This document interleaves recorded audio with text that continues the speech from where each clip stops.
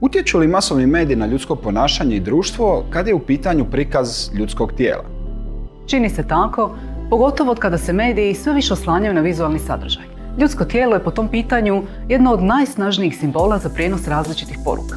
Tko je odlučivao o tome što ide na naslovnicu ili na duplericu nekog časopisa? Kada su masovni mediji u pitanju, odluke nije donosila publika, već su se odluke donosile u uredničkim redakcijama ili marketinškim agencijama. Iz toga proizlazi nekoliko problema. Nerealni prikazi ljepote, te seksualizacija i objektivizacija prvenstveno žena. A kakva je situacija na društvenim mrežama i platformama? Tamo nema urednika koji izravno utječu na sadržaj koji se stvara, zar ne? Ako u masovnim medijima publika nije imala utjecaj na sadržaj, već urednici, onda je danas sav sadržaj na društvenim mrežama odluka pojedinca, jer smo mi urednici vlastitih profila. E sad, je li to baš tako? Dobar dio kulture masovnih medija našao je neki oblik života i u vrijeme društvenih mreža i platformi. Televizija i tiskani mediji nisu nestali, iako se čini da ih konzumiraju samo najstariji. S druge strane, na društvenim mrežama svatko od nas ima percepciju da nastupa zasebno, međutim, svi smo dio šireg obrasca ponašanja koji zovemo kultura. A kultura obuhvaća različita očekivanja, vrijednosti, norme i stavove koji se odnose i na prikazivanje tijela. Sigurno mislite, ma ovaj pretjeruje. Evo jedan podatak. Prema istraživanjima, čak 85% žena uspoređuje sebe s tijelima koje vidi na društvenim mrežama. A isto radi i 65% muškaraca. Dakle, sada više ne listamo časopise. Ne gledamo samo 2-3 reklame s poželjnim tijelima, već se na društvenim mrežama susrećemo sa stotinama, ako ne i tisućama objava koje se nastoje uklopiti u taj kulturni obrazac. Zauzimaju se specifične poze, pazi se na osvjetljenje, brišu se i ispravljaju nedostaci.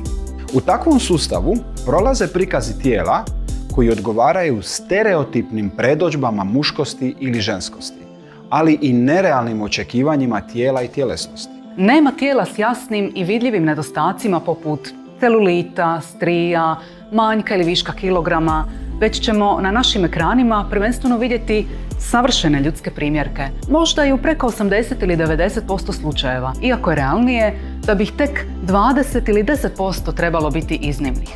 Takav nesrazmjer može voditi prema negativnoj predodžbi vlastitog tijela, umanjenog osjećaja vlastite vrijednosti i naposljetku do različitih poremećaja u ponašanju i prehrani.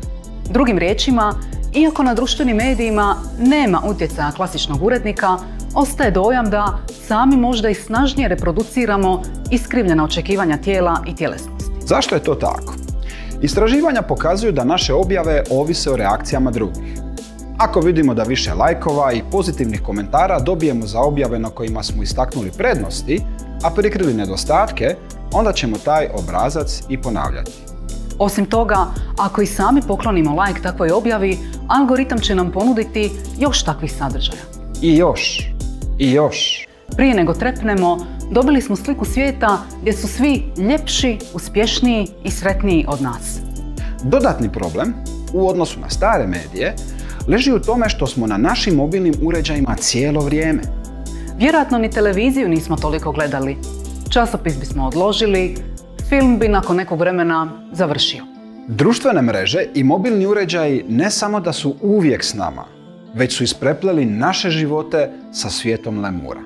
Ne izgledaju više besprijekorno samo modeli, glumci, influenceri, nego naizgled i obični ljudi iz društvenih mreža, naši poznanici i prijatelji. Možemo li to nekako ublažiti? Ni da, ni ne. Najjednostavnije bi bilo izbrisati Snapchat, Instagram, TikTok ili Facebook. No, budimo realni, malo tko će to stvarno i napraviti.